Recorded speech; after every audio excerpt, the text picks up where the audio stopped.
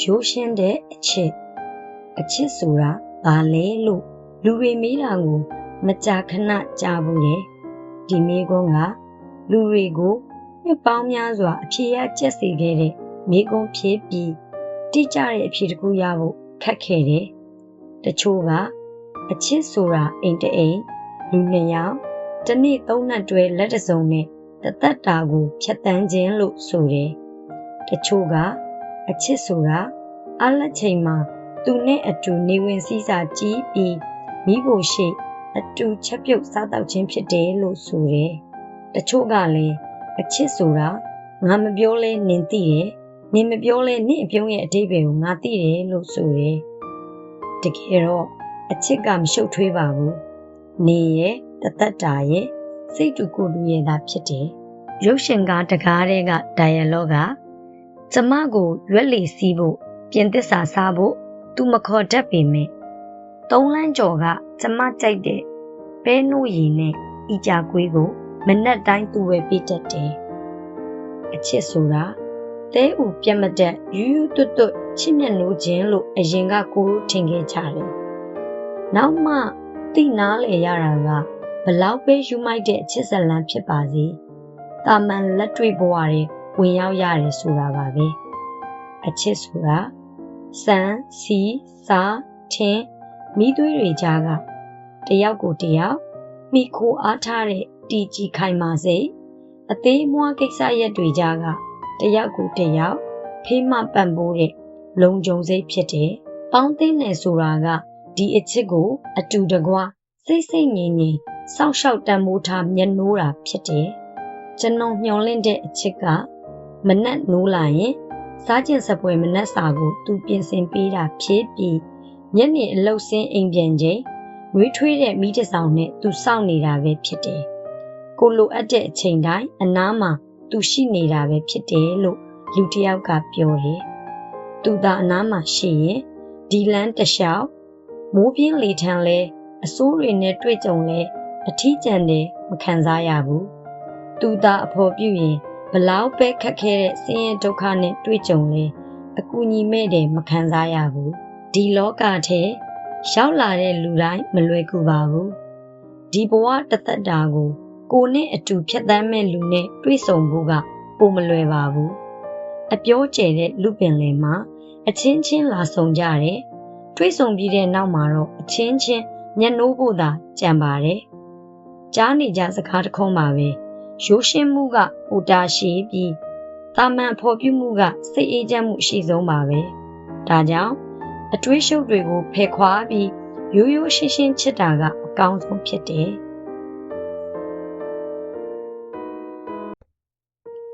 ခွဲခွာခြင်းကိုမကြောက်ရွံ့ပါ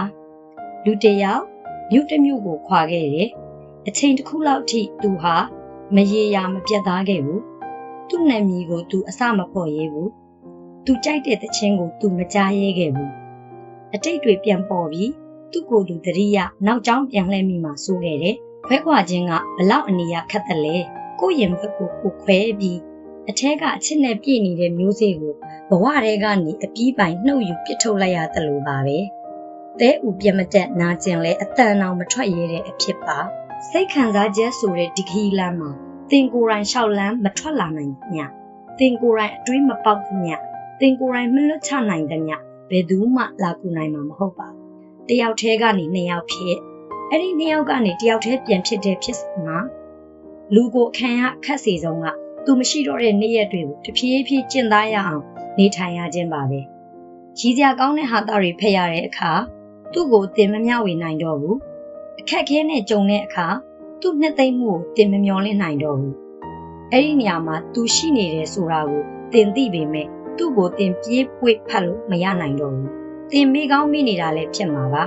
တင့်ကဘာတဲ့သူရောက်မလာခင်တော့ကတင်ဟာတယောက်တည်းပဲလေဒီမျိုးထဲမှာတင်တယောက်တည်းပဲလှက်ပတ်နေခဲ့တယ်စီကားတဲ့လမ်းမပေါ်တယောက်တည်းလျှောက်ခဲ့တယ်တိတ်ဆိတ်တဲ့လမ်းကျဉ်လေးတဲ့တယောက်တည်းဖြတ်ခဲ့တယ်တက်ကြွဖြတ်လက်တဲ့ဘဝတစ်ခုကိုဖြတ်တန်းနေခဲ့တယ်တင့်မှာတင့်ကိုချစ်တဲ့တင့်မိသားစုရှိတယ်တင့်ကိုဂရုစိုက်တဲ့တငယ်ချင်းမိတ်ဆွေရှိတယ်တင့်ကိုတစ်ချိန်လုံးအရေးတကြီးကြီးချစ်ခင်နှစ်သက်သူတွေရှိနေခဲ့ပါတယ်အချစ်ရဲ့ရှိမှလူတိုင်းလဲကြခဲ့မှုကြတယ် ဒါတွေကပြီးသွားမှာပါကုန်လွန်သွားမှာပါဒီအတွက်သင်စိတ်ရှုပ်เสียမကြေမနက်ဖြစ်เสียမလိုသလိုချစ်တတ်တဲ့စွမ်းရည်ကျဆင်းသွားเสียလည်းမလိုပါဘူးအချစ်ဆိုတာဘဝရဲ့တစ်ပိုင်းတစ်စပါဘဝဆိုတာကတော့တင့်အရာရာပေါ့ဘလို့ဖြတ်သန်းမယ်ဘလို့ရွေးချယ်နေထိုင်မယ်ဘလို့ရှောက်လန်းမယ်ဆိုတာတွေကတင့်ဆုံးဖြတ်ချက်နဲ့ပဲဆိုင်ပါတယ်တရုတ်လူငယ်စာရေးဆရာလူစီဟောက်ရေးထားတဲ့စာလေးတစ်ပိုက်တင့်ကိုလက်ဆောင်ပေးခြင်းပါတယ်သင်စာများများဖတ်ဖို့လမ်းဝေးဝေးလျှောက်ဖို့ကျွန်တော်မျှော်လင့်ပါတယ်လူတွေကိုမေတ္တာထားတတ်ဖို့လူတွေရဲ့အချစ်ကိုခံရဖို့ကျွန်တော်မျှော်လင့်ပါတယ်လူပင်လေတဲ့တင်လျှောက်လန်းသလိုတောတောင်ရင်းနေတဘာဝတဲ့လှမ်းဝင်ဖို့ကိုလည်းကျွန်တော်မျှော်လင့်ပါတယ်အမိခိုကင်းကင်းသင်နွေးထွေးတောက်ပါပြီး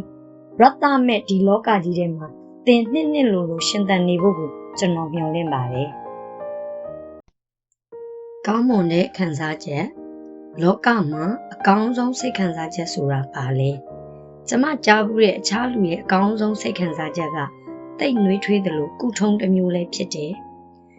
အခြားလူရဲ့အကောင်းဆုံးစိတ်ခံစားချက်တချို့ကနေလန်းပြီးစဆောင်တဲ့မျက်နှာအသက်ဝဝရှူတာကိုကြိုက်နှစ်သက်သူနဲ့လက်ချင်းတွဲတာရုပ်ရှင်ရုံထဲမှာရုပ်ရှင်ကြည့်ရင်မျက်ရည်ကျမိတာလက်ကုံကန်ကြီးငွေပြက်ချိန်ထီပေါက်တာခရီးထွေးရကန်ကြီးခရီးအတွက်ပြင်ဆင်တာညှော်လင်းချက်မထားဘဲလူတစ်ယောက်ကိုချစ်တာကိုယ့်ကိုတယောက်ယောက်ကလွမ်းနေတယ်ဆိုတာကိုသိရတဲ့အခါဘဝကကိစ္စရဲ့တည်တည်မွမွားလေးတွေနဲ့ဖြည့်တင်းထားတာဖြစ်တယ်စိတ်ခံမသိတဲ့ကိစ္စရဲ့တော်တော်များများကိုအချစ်ခံရခြင်းနဲ့ခြေဖြတ်လို့ရနိုင်တယ်လူဟာမတင်းတိမ်တတ်တဲ့တတ္တဝါမဟုတ်ပါဘူးတခါတလေမှာစကားချိုတခွန်းနဲ့ရင်ထဲကခါးတိမှုတွေကိုဖြတ်ထုတ်ပြနိုင်ပါတယ်ပျော်ရွှင်ခြင်းဆိုတာကဘာမြေကြီးတုံဟီးသွားလောက်တဲ့ထူးဆန်းအောင်မှုတွေမဟုတ်ဘဲတာမန်ပေါင်းသင်းဆက်ဆံရေးကြားကကိစ္စတည်တည်မွမွားတွေပဲဖြစ်တယ်မနက်လင်းလာချိန်မှာချစ်ရသူနဲ့နေအောင်ကြီးရှိနေခြင်းဖြစ်တယ်မောပန်းနွမ်းရချိန်မှာပခုံးတစုံရှိနေခြင်းဖြစ်တယ်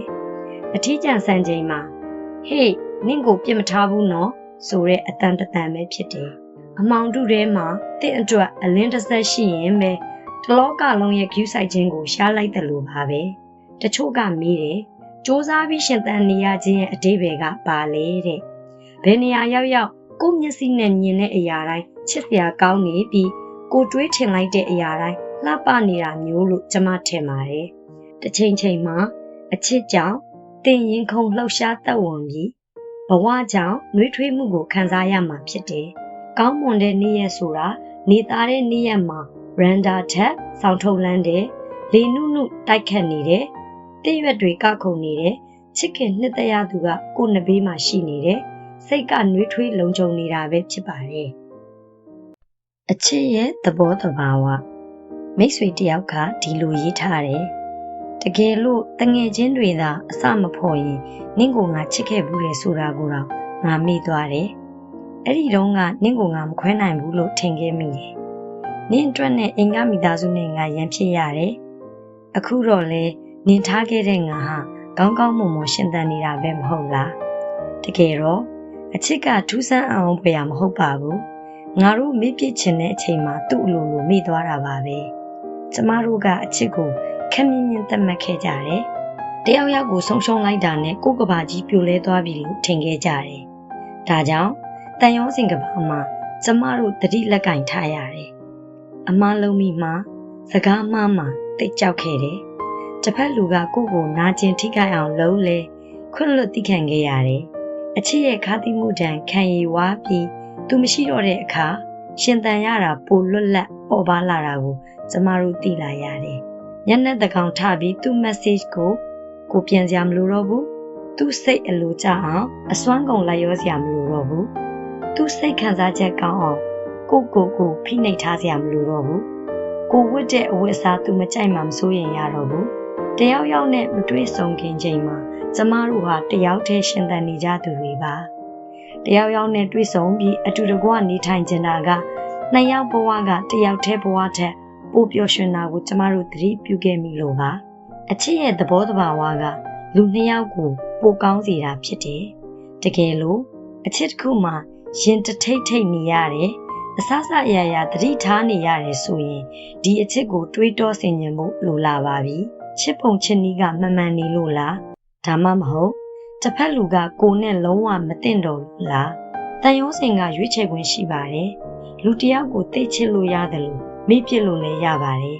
ဒါတွေအားလုံးကကိုနဲ့တစ်ဖက်လူရဲ့စိတ်နေသဘောထားပေါ်မူတည်ပါတယ်ကိုတကယ်ချစ်တဲ့လူကိုစတိုးတန်မိုးထားပါကိုမချစ်တော့တဲ့လူကိုတသဖြစ်နေတာမတန်ပါဘူးအမျက်ရတဲ့ဘဝမျိုးလောကရန်ကတက်လိုက်ကြလိုက်နဲ့လူလောကမှာနေရတဲ့အခိုက်အတန့်မှာအခက်အခဲနဲ့အဆင်မပြေမှုတွေကိုရှောင်လွှဲလို့မရနိုင်ခဲ့ဘူးတခါတလေစိတ်ရင်းစေတနာအမှန်ဆိုပေမဲ့ပြန်ရလိုက်တာကအမုန်းရံညိုးတွေဖြစ်တယ်တခါတလေကောင်းဆုံးတွေပေးဆက်လိုက်တယ်ဆိုပေမဲ့လက်ပလာနဲ့သာလှည့်ပြန်ခဲ့ရတယ်အထီးကျန်ညတွေဟာလမ်းပြောင်းနေသူတယောက်လိုမီးရောင်ရှိတဲ့အရက်ကိုပဲလိုက်ရှာနေမိတယ်တခြားလူကြတော့အရာရာအဆင်ပြေနေလိုက်တာကို့မှာတော့တလောကလုံးစွန့်ပစ်ထားကြပါလားလို့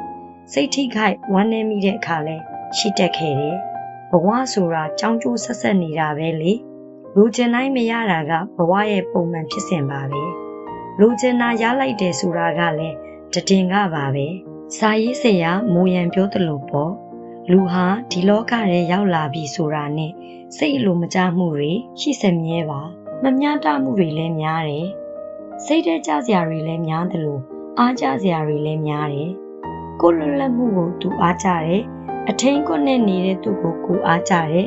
ကိုကားကိုသူအားကြတယ်သူ့အိမ်ကိုကိုအားကြတယ်ကိုအလုပ်ကိုသူအားကြတယ်သူအားလက်ချိန်ရှိတာကိုကိုအားကြတယ်ဒေါင်းတနေရာမှာရှုခင်းရက်ကြည့်နေတဲ့တင်ဟာအခြားလူရဲ့အကြည့်ထဲမှာရှုခင်းတစ်ခုဆိုတာတင်ဖဲသိမလဲအခြားလူရဲ့ဘဝကတင်အားကြလောက်အောင်ကောင်းလှတယ်တော့မဟုတ်ဘူးတင်ကိုယ်တိုင်ရဲ့နေ့ရက်တွေကလည်းတင်တွေးထင်သလောက်ဆိုးလှတယ်မဟုတ်ပါဘူးပျော်စရာဝမ်းနည်းစရာတွေရောဆက်နေမှလူဘဝပါချိုလိုက်ခါလိုက်ကမှဘဝပါအမျက်ရတဲ့ဘဝမျိုးကိုပဲဖြတ်တန်းတာကစိတ်သက်တစ်မျိုးဖြစ်တယ်အစဉ်ပြေချိန်မှာအကျင့်စာရိတ္တကိုပိုထိန်းချောင်းပြီးအစဉ်မပြေချိန်မှာအသိပညာကိုပိုတိုးပွားမယ်အချိန်ခါကောင်းရင်သူတစ်ပါးကိုကူညီနိုင်အောင်ကြိုးစားမယ်အချိန်ခါမှောင်မိုက်နေရင်အတွေ့အကြုံတွေကိုစုဆောင်းမယ်ကောင်းတာကိုစိတ်နှလုံးထဲထည့်ထားပြီးမကောင်းတာကိုလေနဲ့အတူလွင်ပါစေမယ်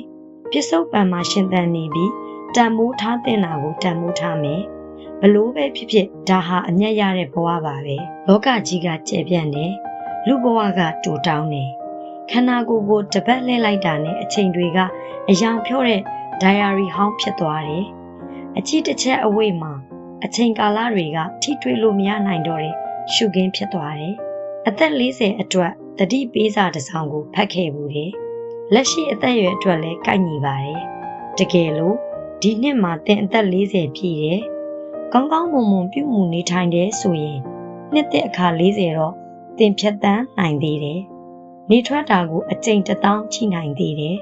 ဒါကြောင့်ဘဝကဘလို့ပဲခက်ခဲကြမ်းတမ်းလဲပျော်ရွှင်သည်ဖြစ်စေနာကျင်သည်ဖြစ်စေဘဝကိုရှုခင်းတစ်ခုအဖြစ်ကိုယ်တို့ပျော်မွေ့တင်တယ်အချိန်ကအရှိန်နဲ့ဖြတ်တန်းနေတယ်